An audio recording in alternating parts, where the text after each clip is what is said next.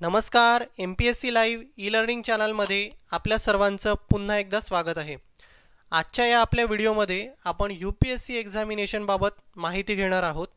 So UPSC विषयी आपल्याला माहिती असेलच, युनियन पब्लिक सर्व्हिस कमिशन म्हणजेच केंद्रीय लोकसेवा आयोग, जो आयोग जे केंद्रीय ग्रुप ए आणि ग्रुप बी च्या पोस्टसाठी एक्झामिनेशन कंडक्ट करत असतो आणि ऑफिसरचं सिलेक्शन देखील करत असतो। तर UPSC द्वारे अनेक एक्झामिनेशन कंडक्ट केल्या जातात, जसं की कंबाइंड डिफेन्स सर्व्हिसेसच्या एक्झामिनेशन असतात, ज्या आर्मीच्या वगैरे असतात, आणि सेंट्रल आर्म फोर्सेसच्या आहेत। EPFO मध्ये डायरेक्ट रिक्रूटमेंट जे असते डायरेक्टर या पोस्टसाठी वगैरे। सो अशा अनेक एक्झामिनेशन UPSC कंडक्ट करत असते आणि त्या सर्व एक्झामिनेशनचे क्रायटेरिया वेगवेगळे असतात। त्यांचा एज लिमिट क्रायटेरिया वेगवेगळा असतो, एज्युकेशन क्वालिफिकेशन वेगवेगळं लागत असतं। पण आजच्या या व्हिडिओमध्ये आपण जो क्रायटेरिया डिस्कस करणार आहोत हा सिव्हिल सर्व्हिसेस एक्झामिनेशनसाठीचा आहे। सिव्हिल सर्व्हिसेस एक्झामिनेशन ही IAS, IPS, IFS, IRS या पोस्टसाठी कंडक्ट केल्या जातं। सो कुठल्याही एक्झामचा जर आपल्याला अधिकृत आणि लेटेस्ट म्हणजे अपडेटेड माहिती हवी असेल तर त्याचं एक अधिकृत सोर्स म्हणजे त्या एक्झामसाठी जी नोटिफिकेशन पब्लिश केलेली असते लेटेस्ट, तर तो एक अधिकृत सोर्स असतो। तर आपण जसं स्क्रीनवर बघू शकतो, ही नोटिफिकेशन आहे सिव्हिल सर्व्हिसेस एक्झामिनेशनची 2020ची। ओके, सो ही नोटिफिकेशन जवळपास 150 ते 200 पेजेसची नोटिफिकेशन असेल। या नोटिफिकेशनमध्ये सर्वच क्रायटेरिया, एलिजिबिलिटी या एक्झामिनेशनसाठी, एक्झामिनेशनचा फॉर्मॅट, सिलेबस सर्व काही या नोटिफिकेशनमध्ये तुम्हाला मिळत असतं। ही नोटिफिकेशन हिंदी आणि इंग्लिश या दोन्ही लँग्वेजमध्ये उपलब्ध असते। सो याच नोटिफिकेशनला आधार मानून आपण आजचा या जो एज लिमिटचा जो क्रायटेरिया डिस्कस करणार आहोत तो मी या नोटिफिकेशनमधून घेतलेला आहे। जर तुम्हाला ही नोटिफिकेशन बघायची असेल तर खाली मी लिंक दिलेली आहे की टेलिग्राम चॅनलची, तिथून तुम्ही डाउनलोड करून रीड करू शकता, किंवा मग ऑफिशियल वेबसाईटवरती जाऊन देखील तुम्ही ही नोटिफिकेशन डाउनलोड करून रीड करू शकता। ओके, सो एज लिमिट बघण्यापूर्वी आपण एक जे कुठली जो डेट ऑफ बर्थ आहे ती UPSC म्हणजे कन्सिडर करत असते तुमचं एज म्हणून, ते आपण पाहणार आहोत। तर UPSC फक्त SSCचं जे सर्टिफिकेट आहे तुमचं, म्हणजे 10वीचं जे सर्टिफिकेट असतं त्यामध्ये जे तुमचं डेट ऑफ बर्थ असेल तेच फक्त तुमचं डेट ऑफ बर्थ आहे म्हणून कन्सिडर UPSC करत असते। या व्यतिरिक्त मग जे होरोस्कोप्स, ओके, सो इथे लिहिलेलं आहे ते जी कुंडली असतात, ॲफिडेविट असते, त्यानंतर जन्मदाखला असतो तुमचा नगरपालिकेचा, महानगरपालिकेचा, सर या सर्व जे डॉक्युमेंट्स आहेत याला अधिकृत असं UPSC मानत नाही। UPSC फक्त तुमचं जे डेट ऑफ बर्थ 10वीच्या सर्टिफिकेटवर असेल तेच फक्त तुमचं ओरिजिनल डेट ऑफ बर्थ आहे असं UPSC कन्सिडर करत असते। यानंतर आता आपण पाहूया एज लिमिट्स काय असतात। तर एज लिमिट्स वेगवेगळ्या कॅटेगरीजच्या वेगवेगळ्या आहेत। ओके, सो जनरल कॅटेगरीसाठी एज लिमिट वेगळं आहे आणि OBCचं वेगळं आहे, SC ST साठी वेगळं आहे, त्यानंतर फिजिकली जे हँडिकॅप्स आहेत PH आहेत त्यांच्यासाठी वेगळं आहे। सो आता आपण बघूया। तर आता एक बेसिक सुरुवातीला आपण जनरल कॅटेगरीचं पाहू, त्यानंतर SC ST आणि मग OBC। सो जसं आपण स्क्रीनवरती बघू शकता एज लिमिटच्या कंडिशन इथे दिलेल्या आहेत। तर पहिली कंडिशन आहे candidate must have attained age of 21 years, म्हणजे मिनिमम तुम्ही 21 वर्षाचे असायला हवेत ही एक्झाम देण्याकरिता।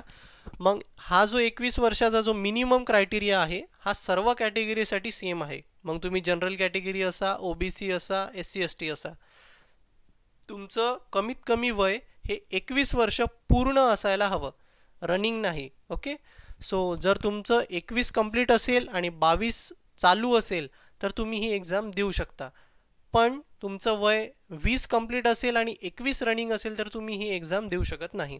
ठीक आहे, आणि त्यानंतर हे झालं मिनिमम एज। आता मॅक्झिमम एज आहे 32 इयर्स।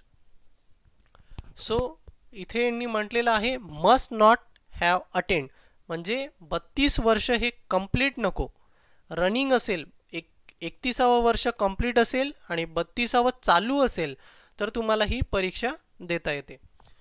या डेट कन्सिडर करण्याकरिता यांनी एक बेंचमार्क डेट ठरवली आहे, एक तारीख ठरवली आहे.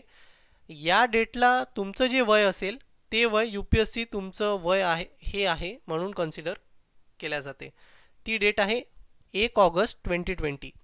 सो तुमचं वय 1 ऑगस्ट 2020ला जे असेल, म्हणजे हे प्रत्येक वर्षी सेम असते, यामध्ये चेंज नसतो होत. आता जर 2021ची जी नोटिफिकेशन येणार आहे त्यामध्ये पण हेच असेल. 1 ऑगस्ट 2021ला तुमचं जे वय असेल ते वय या एक्झामसाठी UPSC कन्सिडर करेल तुमचं. ओके. सो आता इथे बघा याचा मिनिंग काय होतो की समजा एखाद्याचा जन्म आता आपण असं कन्सिडर करूया एक्झाम्पलद्वारे की एखादा व्यक्ती 2 ऑगस्टला 32 वर्ष कंप्लीट करतोय, म्हणजे त्याचा वाढदिवस 2 ऑगस्ट 2020ला आहे. ठीक आहे. आणि तो 2 ऑगस्टला 32 वर्षाचा पूर्ण होणार आहे. त्या म्हणजे तो काय होईल 32 वर्ष. आणि इथे क्रायटेरिया काय आहे की कॅन्डिडेट 32 वर्ष कंप्लीट झालेला नसावा, चालू असेल तर चालेल. तर इथे काय होतं की UPSC तुमचं कन्सिडर करणार की 1 ऑगस्ट 2020ला तुम्ही 31 वर्षाचेच होतात, म्हणजे 31 वर्ष 11 महिने आणि जे काही दिवस असतील ते. सो त्यामुळे हे एक अमेझिंग फॅक्ट आहे. सो तुम्ही हे इलिजिबल असता. एका दिवसानीचा फरक आहे तरी पण तुम्ही या एक्झाम देण्यासाठी इलिजिबल असता. ओके. सो हा एक क्रायटेरिया असतो एक इम्पॉर्टंट की 1 ऑगस्टचं वय जे तुमचं असेल ते तुमचं वय आहे म्हणून या परीक्षेसाठी कन्सिडर केल्या जाते. तर असंच एज लिमिट आहे. सो हे जनरल कॅटेगरीचं एज लिमिट झालं. मिनिमम 21 वर्ष आणि मॅक्झिमम 32 वर्ष. 32 वर्ष कंप्लीट नसावं, चालू असेल तर चालेल. आणि सेकंड आहे ते म्हणजे SC ST कॅटेगरीसाठी. आता अप टू मॅक्झिमम 5 इयर्स यांना रिलॅक्सेशन आहे, म्हणजे 32 + 5 म्हणजे एकूण 36 इयर. म्हणजे जर आपण SC कॅटेगरीचे असाल किंवा ST कॅटेगरीचे असाल तर तुम्हाला मिनिमम एज तर 21 वर्षच राहणार आहे, पण जे मॅक्झिमम एज आहे हे असणार आहे 37 इयर्स. ओके. 37 इयर्स कंप्लीटेड नसावं, 36 कंप्लीट आणि 37वर रनिंग असेल तर तुम्ही ही एक्झाम देऊ शकता. आणि OBC साठी क्रायटेरिया आहे 3 इयर्स रिलॅक्सेशन. दॅट मीन्स किती होणार 32 + 3 इयर्स म्हणजे 35 वर्ष. इथे पण सेम, कमीत कमी एज तुमचं हे 21 वर्ष असायला हवं आणि मॅक्झिमम जे एज आहे हे 35 इयर्स असायला हवं. 35 इयर्स कंप्लीट नसावं, रनिंग असेल तर चालेल. 34 कंप्लीट आणि 35 इयर चालू. आणि 1 ऑगस्ट, आणि इम्पॉर्टंट हे एक लक्षात घ्या, 1 ऑगस्टचं तुमचं जे वय असेल ते वय कन्सिडर केल्या जाईल. ओके. सो आणि सेम इथे पण हिंदीमध्ये सुद्धा दिलेलं आहे हेच, कारण नोटिफिकेशन 2 लँग्वेजमध्ये असते. सो ज्यांना इंग्लिशमध्ये काही प्रॉब्लेम असेल, ते रीड करू शकत नसेल, इंग्लिशचं समजत नसेल, तर ते हिंदीमध्ये देखील रीड करू शकतात. हे दोन्ही स्लाइड्स मी टेलिग्राम चॅनलवरती पोस्ट केलेले आहे. सो तिथे जाऊन तुम्ही हे रीड करू शकता आणि पूर्ण नोटिफिकेशन देखील रीड करू शकता. आणि जे फिजिकली हँडिकॅप आहेत यांच्यासाठी अजून 10 वर्षाचं रिलॅक्सेशन आहे, म्हणजे 32 वर्ष + 10 इयर्स. ओके.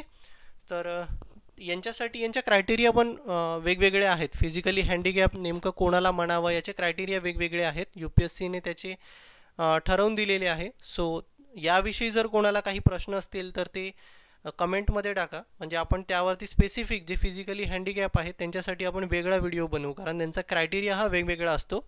यांना 10 वर्ष रिलॅक्सेशन आहे, 32 + 10 इयर्स. ओके. So thank you.